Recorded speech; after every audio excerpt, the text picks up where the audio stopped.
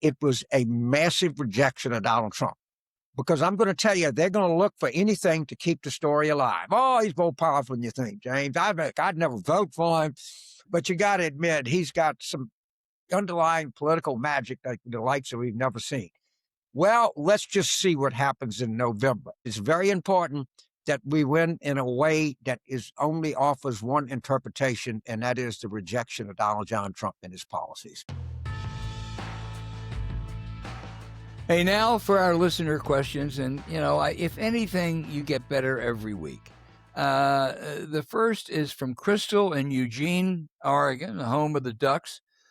James, she says she keeps hearing Democrats will run on affordability, and I worry that it's a winning issue, but a promise we can't keep. What policies can we get done? Oh, first of all, it's a great question. By the way, what's the track stadium? Is it Hayward? Is that the name of the most famous track and field stadium maybe in the world? Is at Eugene? Oh, at University of Oregon. Yeah, boy, the runners they produced. Yeah, They are unbelievable. What was the question? I lost my place here. What did she ask? It was a question of affordability. It's a great issue. Can we deliver on it? So understand that there are two sides to the question called affordability, cost of living, inflation. First of all, since Trump has taken office, inflation has hardly at all declined. I think it went from like 3%, that's inflation, to 2.7%, that's still inflation. Things are significantly more expensive today than when he took office. And there's something that you never hear about. There's two sides to this affordability issue. One is how much you pay for a good. That is important. The tariffs are certainly adding something to the inflation rate. We can argue about how much. The other thing equally important is how much money you make. So if you make $1 and a good cost you $1.05, you're down. However, if the same good costs you $1.05, but you make $1.10, you're up. And I think it's very, very important that when you're talking about affordability, which is the new word du jour, that you understand there are two components to this, and that is the price of goods and the amount of money an individual makes. And we're probably not that able to shape the price of goods, but they are smart policies that can increase salaries, and we ought to look at them and try to promote them. Yeah. There are so many, healthcare, to start with, but there's so many others. Yeah. Maria, she's in the U.S. via Colombia, says, why aren't our elected leaders pushing for real oversight of ICE and the Department of Justice? Since they aren't, how can concerned citizens translate protest energy into meaningful legislative or policy changes? Maria, I will give you a simple answer. November 2026. You can't do oversight if you're in the minority, and these Republicans have no interest in it whatsoever. They've given a blank check to Trump. That is one of the reasons it's absolutely critical. I don't think in my lifetime there has been a more important midterm election. If the Democrats win the House and the Senate, you're going to see an effort at oversight. I don't think that'll stop Trump because he doesn't believe in the rule of law, but it will, I think, expose a lot of the evil that is being done. So when you ask that question, the answer is simple: November 2026. I could not agree with you more. It is the most important election, off-year election that I can imagine. And remember this, we have to have what I call a John Hancock election. Remember when John Hancock signed the Declaration of Independence, he wanted so bold that the King of England could read it without his glasses. We need a result that people that comment on elections and people that talk about it have no other interpretation but that it was a massive rejection of Donald Trump. Because I'm going to tell you, they're going to look for anything to keep the story alive. Oh, he's more powerful than you think, James. I'd never vote for him. But you got to admit, he's got some underlying political magic that the likes that we've never seen. Well, let's just see what happens in November. And I think we're on the verge, and it's very important we have this. It's very important that we have a John Hancock election. It is not good enough that we win because it will get interpreted as something else, I promise you. we got to win like we won in November 2025, and I think we will in November. It's very important that we win in a way that is only offers one interpretation, and that is the rejection of Donald John Trump and his policies. Yeah, yeah. John in Chicago says there have been impressive anti-Trump rallies this year. He wants to know, James, are you surprised there haven't been hardly any pro-Trump rallies? Is that his supporters are lazy, or he just doesn't have the mojo anymore? Maybe ask that reporter from the Atlantic that says that MAGA still loves him no matter what. Well, they don't think they're going to show up at his rallies like they used to now, are they? And the reason that he doesn't do them is he knows he can't draw the same crowds that he used to. And he's always measured his potency by his crowd size. Well, okay, good. Ask the guy who wrote the story about how Trump remained so invulnerable. Yeah, I agree. Bill in Houston, Texas, notes that California is a very expensive state. Does that undermine Newsom's ability to run on the issue and weaken his candidacy? I don't think so, Bill. I mean, he's running the 2028 presidential election is going to be the antidote to Donald Trump. I don't know that Gavin Newsom is the best candidate. I think he's in the top tier right now, along with 4 or 5 others. And I think that, there are a lot of things you can talk about California that are pretty good. I did note, interestingly, he opposes the billionaires tax out there now. I don't know if that's a good or a bad idea, but I think Governor Newsom will be a contender. I do too. You know what? One of the things that you hope in this cycle is the talent level is good and that people will improve.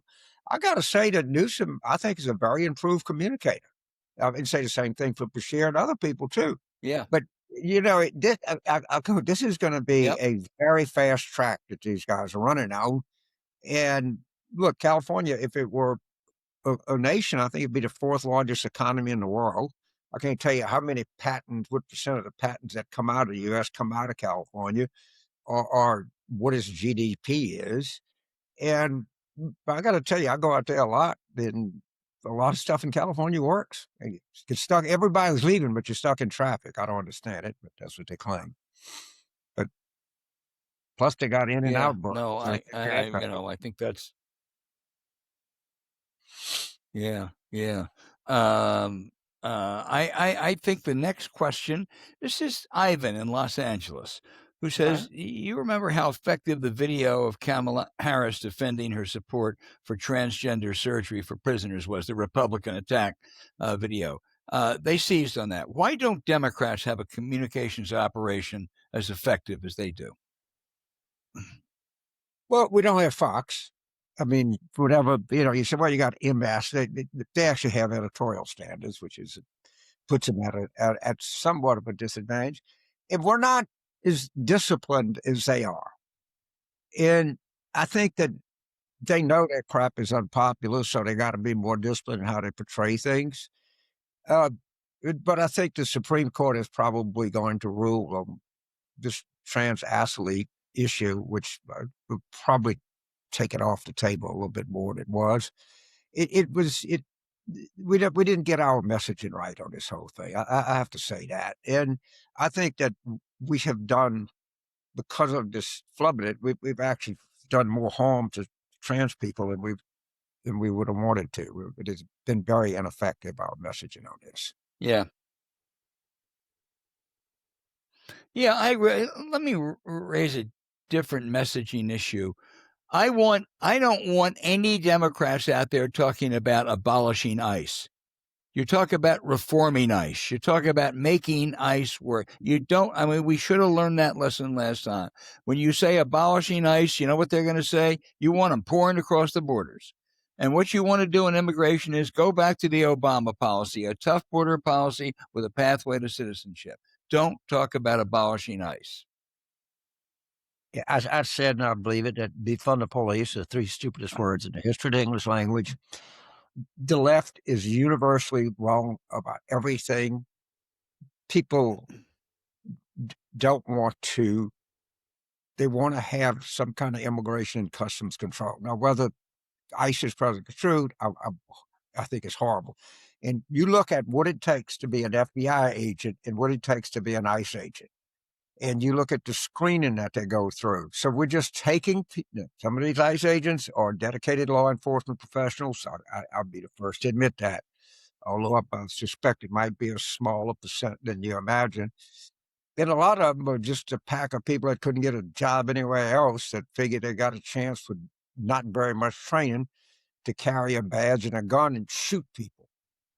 All right. And that's the real danger. The danger is not that we have immigration and customs enforcement. We need that. The danger is we don't have necessarily an expert workforce dealing with that at all. And it needs to be exposed about training and the backgrounds and the tests and the social media scrubs and everything else we do before we hire these people. James, our next question is one that I'm going to have to comment on after I finish the question. It's from Rob in Rosemont, Pennsylvania. It's on the Philadelphia Main Line where I grew up. And he says his 92-year-old father attended my high school, and his 90-year-old mother-in-law says she dated every guy in my dad's class. I want to quickly point out, Rob, I did not date your mother-in-law. I was too young, I promise. I'm not going to say how much too young, but I was too young. Although I probably wish I could have. She sounds like a really interesting woman. But both were longtime Republicans, and both have enthusiastically participated in protest rallies. How do we convince Kristi Noem and her MAGA followers that these two are not domestic terrorists? Rob, you can't, because they don't care. They demagogue because that's all they have. And you are so right. And when I was growing up, Rosemont, Pennsylvania was the heart of Eisenhower country. It was 70% Republican. Last time, I'm pretty sure, you can correct me if I'm wrong, last, 5 elections, maybe more, it voted Democratic. But don't think you're going to convince Kristi Noem of anything, because first of all, I don't think she's terribly intelligent. And second of all, she doesn't really care. I agree. She's too stupid to know what's going on around her. And, wearing costumes everywhere she goes. I mean, she's one of the, it's hard to emerge, but she's one of the true laughingstock of this whole administration. I mean, she hadn't achieved Lindsey Graham status yet, but she's trying. She's trying. Well, with Corey Lewandowski's help, she could get there. Could get there. I'd take a little bet on that Kristi can be the most ridiculous member of this administration. But you got to remember, there's a lot of competition there. But she's pretty good. Oh, I mean, you're talking Stephen, but you're talking Stephen Miller. You're talking Pete Hegseth. You're talking the competition's steep, James. Promised $50,000 in a cover bag, Holman. And we can't forget him. Yeah. Matt, anybody attacking? All right. Our final question is from Matt. Matt in Cleveland, Ohio. James, what assurance can you offer that the midterms and the 28 election will be conducted fairly and the results will be honored? I can't. But what I do know is the more we're on guard, the more that we talk about it, the more that they know we know, the harder it is for them to do it. And I think we need, I'm pretty confident, Alvin, we'll let you talk about this a little bit more, but a little closer, but you follow it. We're putting together some first-class legal teams that can be deployed, that are ready to go. But let's say you live in Rosemount. Okay, you're affluent, you get to vote, but start organizing people, because they're going to try to seize ballots in North Philadelphia. You can drive into Center City. You can have sit-ins. You can do all kinds of stuff to point out what they're doing. They're counting on you to not be organized. They're counting that the Democrats are going to be asleep at the wheel, and they're going to pull all this authoritarian bullshit and not count votes, and you're not going to say anything and make their assumption wrong. Be organized. Be ready to go at a moment's notice. For lack of a better word, I'd call them minute people. I guess we get gender like minute men, but minute people that are ready to be deployed at a minute's notice to stop them from stealing the election from the American people, because they're going to try. You know that. The three most important folks in these elections are first the candidates. Secondly, the people like you, Matt, and Rob and Rosemont follow what James said. And third are the lawyers. Unfortunately, we really have to get, I say unfortunately because they're going to try to steal it. The team that the Biden people put together after the 2020 election was as good as it gets. Seth Waxman, Don Verrilli, our late great friend, the Walter Dellinger, and they have to replicate that this time. Yeah, I think that they will. I mean, I think there's, but it could just get all of the people that quit the Justice Department and put them in place somewhere. Say, for instance, to Minneapolis U.S. Attorney's Office. They're got a lot of talented lawyers that are going to want to be a part of this. I promise you. I promise you. Yeah. Listen, we love those questions, and I'm sorry we didn't get to them all, but please send them in again next week, and we'll try to get to them. It is really one of the real highlights of this program every week. So please keep those questions coming in, and thank you. Absolutely, it's great.